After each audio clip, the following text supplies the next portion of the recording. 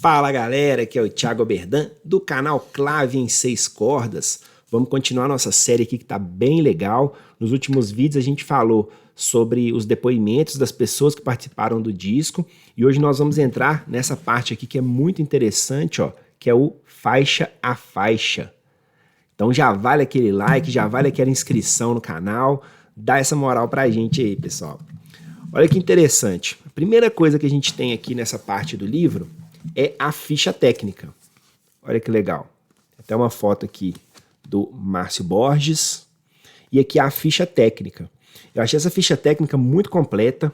Ela é muito legal, que ela fala pessoa por pessoa o que fez em cada faixa. Então, por exemplo, o Milton Nascimento ele foi vocal na maioria das faixas, né? 1, 2, 3, 1, 2, 4, 5 e tal. Fez backing vocal em outras 4 faixas. Fez violão em outras faixas também. Aí, por exemplo, aqui, ó, vamos pegar o Tavito. Tem aqui o Tavito. Ele tocou violão de 12 cordas na faixa 1, guitarra nas faixas 6, 8, 12, 18. Aí fez percussão na faixa 14. Então aqui é bem completo, né? Lógico que eu não vou ficar lendo ficha técnica aqui com vocês, mas vale aí a indicação, tá? E a gente vai falar da primeira faixa, que é a faixa Tudo que Você Podia Ser. E olha que legal como que ele vem, ó. Vem aqui o título da música, quem que interpretou e quem que foram os compositores e quem que escreve essa parte, né? No caso é a própria autora do livro, que é a Cris Fuscaldo. Aí só trazendo também um pouco esse background da autora, né? Ela é uma pesquisadora musical, cantautora, tem um álbum chamado Mundo Ficção, é jornalista, é fundadora da editora Garota FM, é mestra, doutora, imortal da Academia Niteroense de Letras, fez também diversos outros livros, como a biografia Legionária, sobre Legião Urbana, sobre os Mutantes também, sobre o Belchior. Então, assim, tem uma carreira bem legal aí, né? Então, sobre o Tudo que Você Podia Ser, ela é uma interpretação do Milton Nascimento e é composta pelo Lô e pelo Márcio, né? Eu acho essa música muito interessante. Quando eu ouvi ela a primeira vez, me marcou muito isso.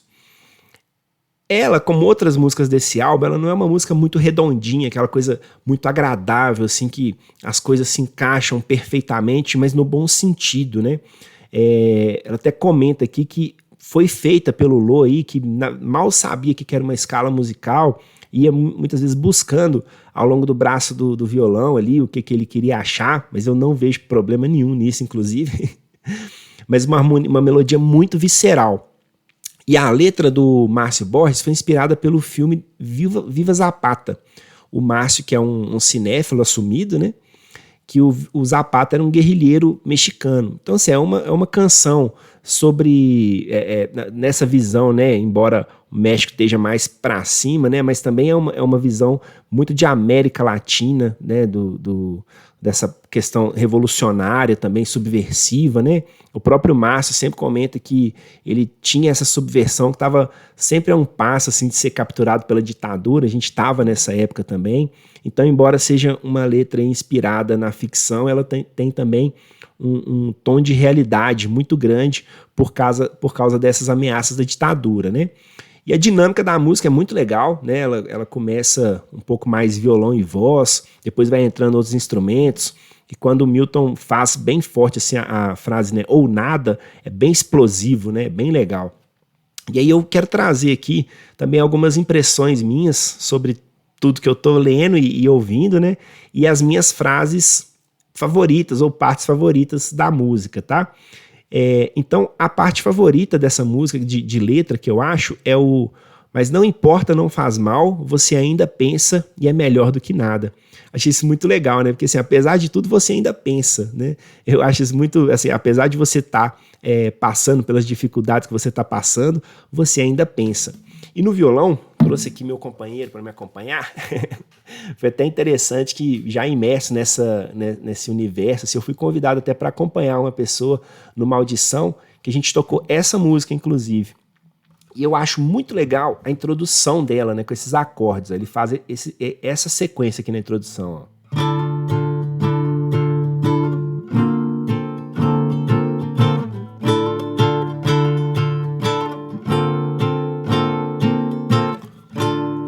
já traz um pouco aí desse que visceral aí da música. Eu acho muito, muito legal o que ela nos causa quando a gente está ouvindo, né?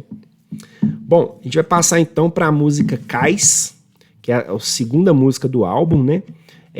A análise aqui, na verdade, a escrita aqui do livro é assinada pelo repórter e crítico musical Leonardo Lixotti. Ele trabalhou no Globo e ele é colaborador de veículos como a Folha de São Paulo, Piauí, Traços, tudo. Criou também a coleção Cadernos de Música e faz parte do time de editores da revista eletrônica Resenhas Miúdas. E é um dos idealizadores e curadores da Semana Caymmi, que é um evento anual realizado lá em Rio das Ostras. Então também uma pessoa com vivência musical aí bem legal, né? Essa música é uma interpretação do Milton, de autoria do Milton e do Ronaldo Bastos também. Eu acho muito legal nessa música, o início dela, que a maior parte dela é uma ambientação de arpejos de violão, né? Acordes de violão. Ele começa lá com não vou fazer certinho aqui não, mas é um dó menor com a sétima e um dó com a sexta, dó com a sétima. Tipo isso, assim, né? Acho isso muito bonito, assim. Só que é muito interessante que ela não é uma parte, assim, tocada, forte, com dedilhados muito fortes e muito marcados, né? E isso, inclusive, dá um pouco da ambientação desse violão com um órgão que fica também fazendo essa ambientação junto com ele. E a ideia dessa música, ela cria um cais, né? Ela cria um cais. Ele fala assim, inventa um cais, né? Então, ele fala muito sobre invenção de certas coisas, inventa o amor. E a música, como um todo, ela vai criando essa imagem do cais na nossa cabeça, né? E assim, foi uma música inspirada, a letra inspirada no mar de Arraial do Cabo, e ela foi feita para a Nana Caymmi, que tinha recebido aí vaias aí no festival com a música Saveiros, né, se eu não me engano. E é legal nessa música que ela tem até uma aparente irregularidade no pulso da música, que sugere aí uma flutuação, que é essa flutuação do mar, né, aquela coisa também irregular, mas regular ao mesmo tempo, né? Muito interessante, assim. E a frase que eu escolho é a frase: para quem quer me seguir, eu quero mais. Então, assim, é uma questão de expectativa também, né? Para quem quer me seguir, eu quero mais. Se você quiser ir comigo, saiba disso, né? A próxima música é uma música com a qual eu tenho uma história também, já comentei aqui com vocês, né? Mas vamos falar primeiro de quem assina essa, não crítica, né? Mas a fala sobre essa faixa, que é o Charles Gavan, né? Então, falando sobre ele é também conhecido, né? Ele é músico, pesquisador e apresentador. Ele tocou, por exemplo, no Ira e no Titãs, então provavelmente vocês podem conhecer ele principalmente dos Titãs, eu acredito, né?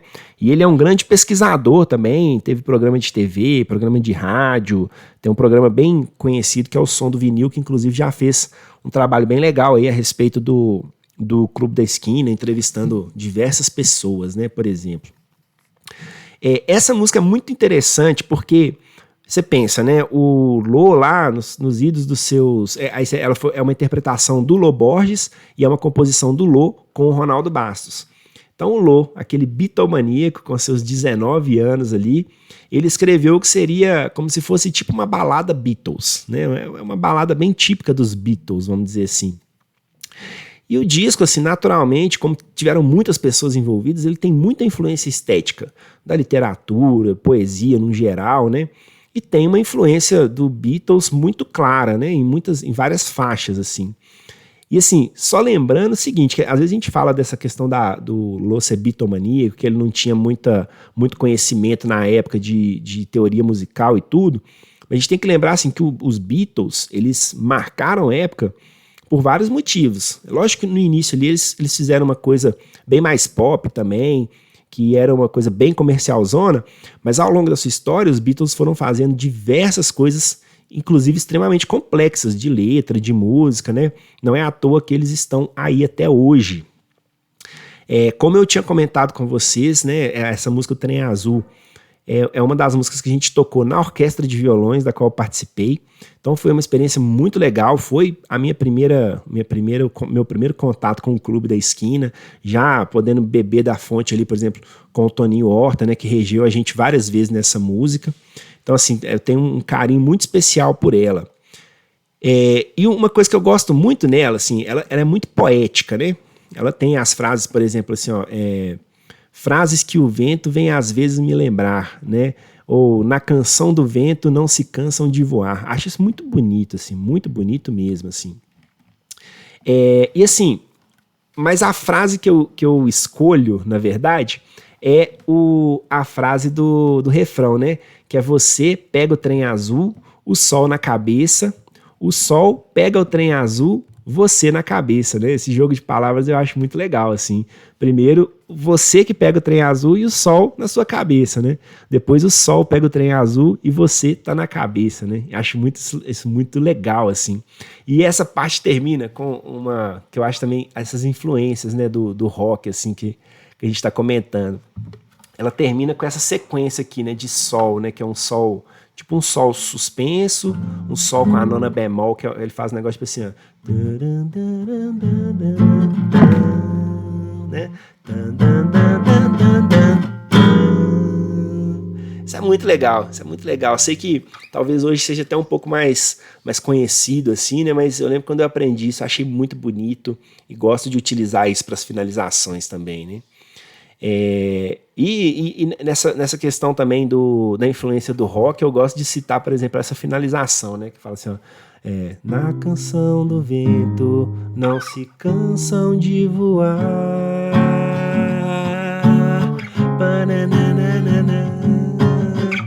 você pega o trem, né? Muito legal, assim, essa influência. Eu acho essa música muito gostosa de ouvir, adoro essa música. Então a gente vai passar aqui para a música Saídas e Bandeiras. A música Saídas e Bandeiras é muito interessante porque ela aparece o número 1 e o número 2 dela, né? A número 1, inclusive, ela é bem curtinha, ela tem, se eu não me engano, 40 segundos, 45 segundos, né? E aí ela tem duas partes, e é como se fosse meio que uma continuação da outra, né? Eu acho isso uma coisa muito legal, assim, foi bem interessante essa construção aí no livro, né? No disco, aliás. Quem fala aqui sobre essa faixa no livro é o Alexandre Matias, que é um jornalista de Brasília, né? Que ele cobre cultura, comportamento, tecnologia, assim, há muitos anos. Então, assim, trabalha aí nos principais veículos de comunicação do Brasil. Tem o site, por exemplo, chamado Trabalho Sujo, né? Criou e dirigiu espetáculos como, por exemplo, Professor do Prat, Maestro da Invenção, e Leonard Cohen, Dito e Lido, tá? Quem interpreta é o Beto e o Milton, e é uma composição do Fernando Brant e do Milton, tá bom? Ela como eu falei, né? As duas faixas juntas, elas dão 2 minutos e 15 segundos, mais ou menos. Que uma tem 45 segundos e a outra tem 1 minuto e meio, assim. E elas são meio que uma continuação da outra mesmo. Eu acho, assim, no início, ela tem um falsete lindo, assim, que é muito característico, né, hoje, dessa nossa música mineira, da música do Milton em si, né? É muito bonito, assim, eu acho lindo esse falsete, né, aquele... né, não vou me atrever a fazer aqui, não, né? E ela é uma canção que sugere, assim, a fugir da mesmice e cair na estrada. Isso é muito legal, né? A gente muitas vezes se depara com essa temática, né? Isso é muito interessante, assim. Ela tem um baixo muito legal. Eu quero mesmo trazer a característica desse baixo nessa música, que eu acho que ele é muito interessante, assim. Ele dá uma condução toda especial, ele é muito claro, né? Porque o baixo ele é um instrumento muito legal, que muitas vezes a gente deixa de lado, né? Então, assim, muitas vezes a gente não percebe o baixo até você tirar ele, né? Mas esse baixo é muito característico. E ela sendo uma canção que é meio que sobre você assumir o protagonismo da sua vida, né? De você sair da mesmice e buscar alguma coisa, né? A frase que eu escolho nela é o no fim da estrada e da poeira, um rio com seus frutos me alimentar. Né, também traz um pouco dessa questão aí de esperança, né? Achei isso bem legal nela, assim, de você cair na estrada e buscar o seu melhor, né? O protagonismo da sua vida e tudo mais. No fim dessa estrada vai ter um rio com seus frutos para me alimentar. Então é uma questão de esperança também, né? Achei isso bem legal, assim.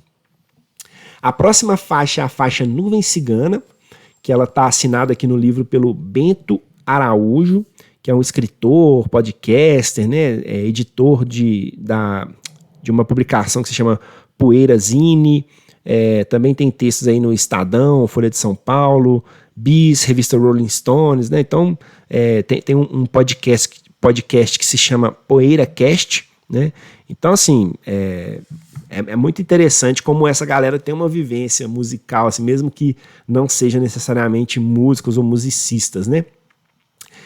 É uma interpretação do Milton com uma composição do Lô e do Ronaldo Bastos.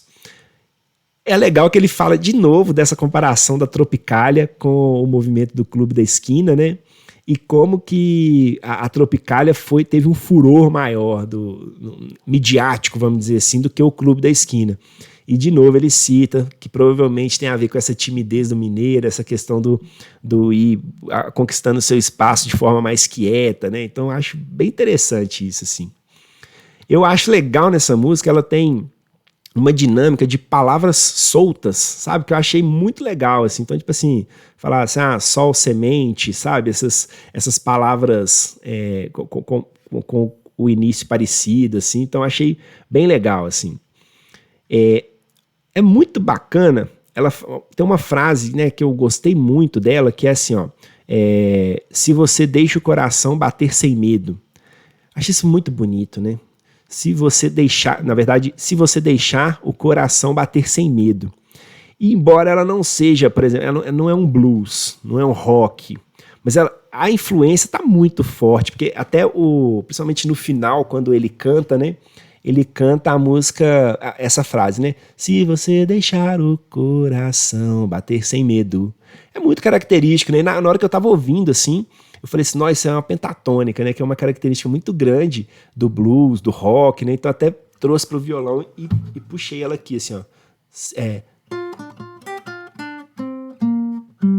Como é que é? Viu? Olha que legal. Se você deixar o coração bater sem medo. Né? Bem blues, assim, né? Bem característico. E a guitarra, ao fundo, também é um solo mais voltado para o blues.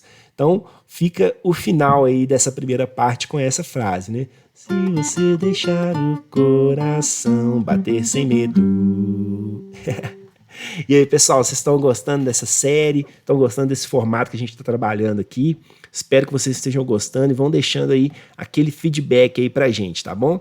Nos próximos vídeos eu vou continuando com as outras músicas, até para não ficar muito cansativo, e a gente vai andando aí com esse trabalho.